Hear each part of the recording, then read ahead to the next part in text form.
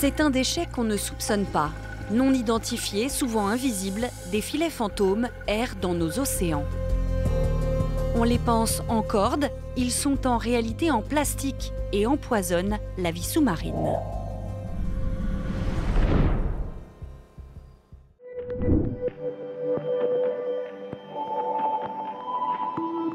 Nous partons aujourd'hui pour une mission de récupération de filets perdus en mer Méditerranée, au large des îles de Porquerolles.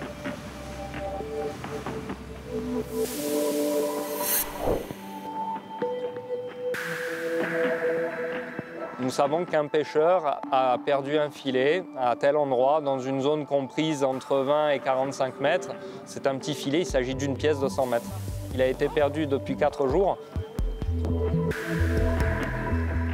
Donc derrière moi, vous avez un ROV de notre conception. C'est un petit robot qui sert à se balader sous l'eau et avoir une vision des fonds marins. On envoie ce robot qui va nous permettre de parcourir les fonds marins à la recherche des filets. Donc le robot est équipé d'une caméra, il est autonome en énergie, conçu pour 300 mètres de profondeur. Nous jetons le robot à la mer qui lui-même va parcourir un chemin au fond que nous avons élaboré.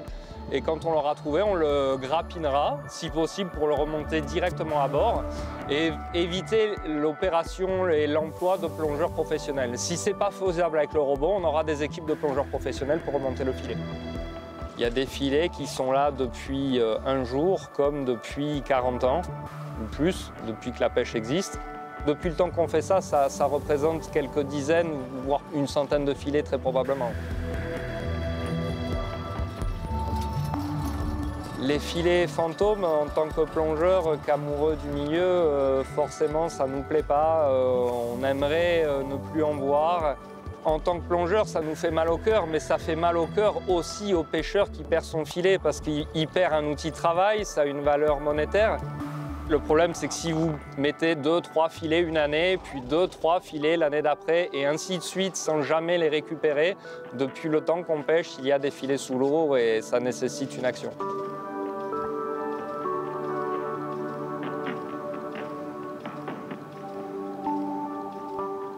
C'est une calamité environnementale encore méconnue. Chaque année, ce sont près de 80 000 km² de filets qui partent au fond des mers ou à la dérive. C'est une surface équivalente à peu près à l'Écosse. Sans compter les lignes de pêche, les hameçons, les casiers ou encore les pièges qui errent dans les océans.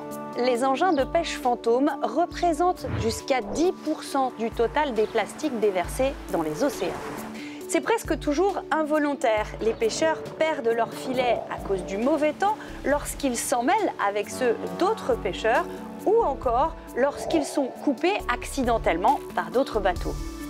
Les courants les font voyager sur des milliers de kilomètres. Il est donc très difficile de les suivre et, vous l'avez vu, de les récupérer.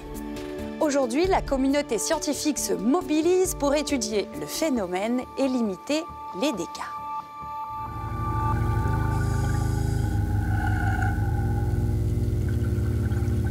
Lorsque les filets sont perdus par les pêcheurs, c'est jamais volontaire. Et le pêcheur n'arrive pas à récupérer son filet. À ce moment-là, il va continuer à pêcher. C'est ce qu'on appelle la pêche fantôme.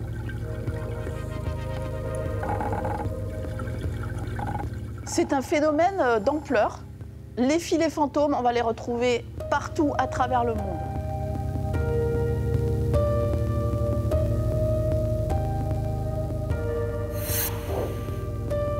Tous ces animaux qui vont être capturés de manière inutile et sans profiter à personne. Donc ça va avoir un impact sur la biodiversité. Les poissons qui sont capturés dans les filets ne meurent pas tout de suite, mais au bout d'un certain temps, 24-48 heures, ils vont mourir.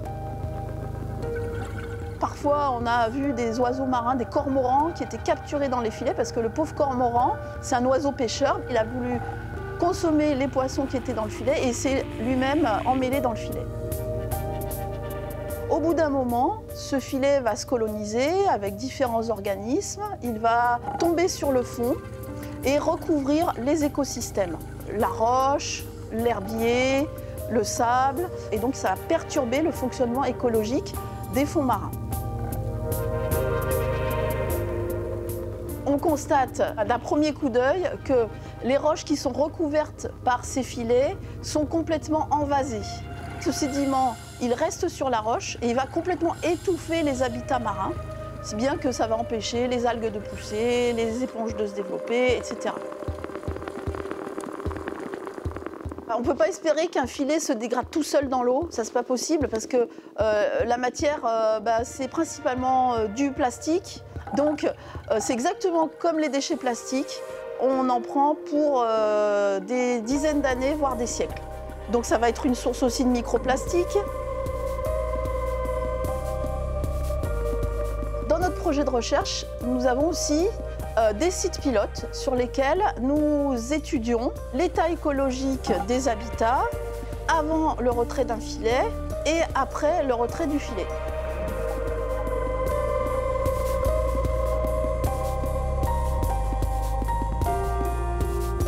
Quasiment de manière instantanée, le fait de retirer le filet, ça va déjà retirer toute cette vase et ça va permettre aux organismes de reconquérir le milieu naturel.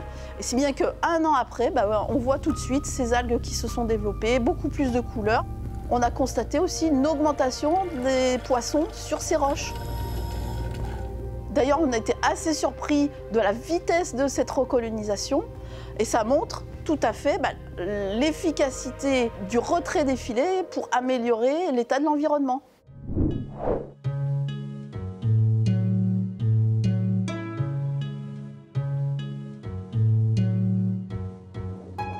Les filets de pêche qui sont perdus en mer ne se recyclent pas, on ne peut pas les retransformer, il n'y a pas encore de solution. En revanche, on peut quand même transformer les vieux filets de pêche que les pêcheurs vont nous donner directement sur les ports de pêche.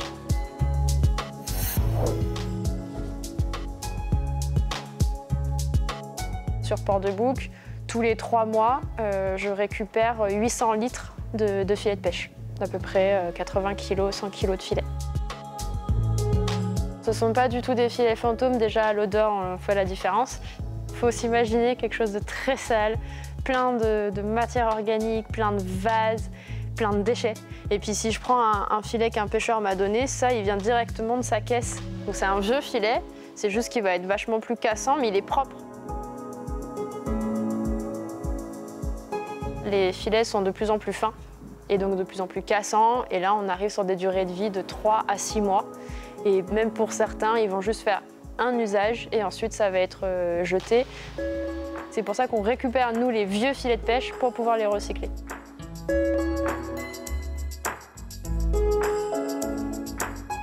Et ensuite, au local, il va y avoir une grosse phase de tri. Ces filets-là, il faut retirer les plastiques, il faut retirer les déchets organiques, donc la poussidonie, les algues, les éponges, les petits morceaux de rocher qu'on va retrouver dedans. Et ensuite, on va mettre en petits boudins.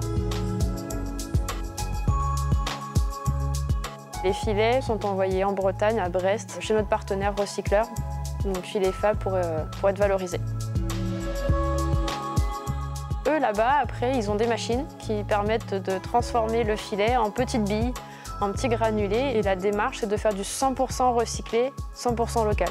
C'est d'essayer de réduire, de fabriquer en fait un nouveau plastique pour pouvoir faire des nouveaux produits. Et il faut s'imaginer qu'un filet de pêche, il peut devenir une monture de lunettes ou un aileron de surf. La valorisation des filets fantômes, évidemment, elle m'intéresse. Aujourd'hui, la technologie n'est pas encore au point, mais par contre, la porte n'est pas du tout fermée à l'évolution de la recherche et de la technologie.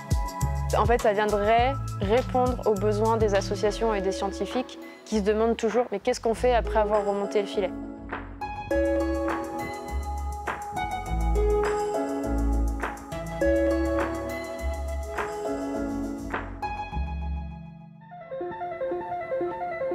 Et si les filets pouvaient se dégrader plus facilement une fois en mer? Dans la Manche, les pêcheurs testent des filets innovants. Ils sont à la fois en plastique, mais aussi en biopolyester issu de la canne à sucre et du maïs. L'intérêt, a priori, ils sont biodégradables sans laisser de microparticules de plastique. Les pêcheurs, eux, demandent encore à être convaincus.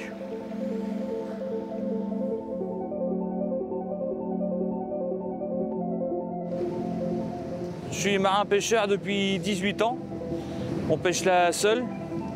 En période, on fait la sèche. Mon père était pêcheur, c'est lui qui m'a appris le métier. Il était matelot, c'est lui qui m'a appris sur ce bateau-là.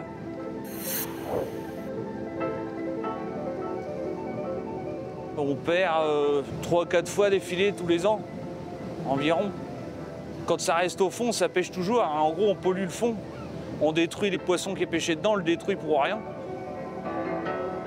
On teste les filets biodégradables depuis 5 mois maintenant. Moi, je trouve que c'est bien. On veut éviter les filets fantômes pour que ça évite de polluer et surtout d'arrêter de pêcher au fond pour rien. C'est moi qui ai fait les premiers tests du mois d'août jusqu'au mois de décembre. À l'usage, c'est quasiment pareil.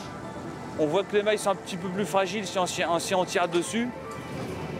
C'est le même type de maillage, sauf que la maille, elle est un petit peu plus épaisse. Donc là, pour l'instant, ça fait un petit peu trop rigide. Et je pense que si elle serait plus souple, ça pêcherait mieux. Je serais d'accord pour les utiliser si on les perfectionne. Et surtout, on aimerait savoir aussi le prix que ça va coûter. Déjà, les filets, ils augmentent tous les ans. Et ça dure 3 mois environ. Et ça coûte dans les 1 500 € les 700 mètres. Quoi. Comme le carburant, c'est ce qui nous coûte le plus cher. On sera prêt à mettre le même prix, mais pas plus, parce que si ça nous baisse le chiffre, ça ne pourra pas aller. Je pense que ça peut être l'avenir, mais il faut que ça soit performant comme les nôtres. Si on a des biodégradables, je pense qu'on aura la conscience un peu plus tranquille. Quoi. Moins qu'on polluera, mieux que ça sera pour nous, pour notre avenir. Quoi.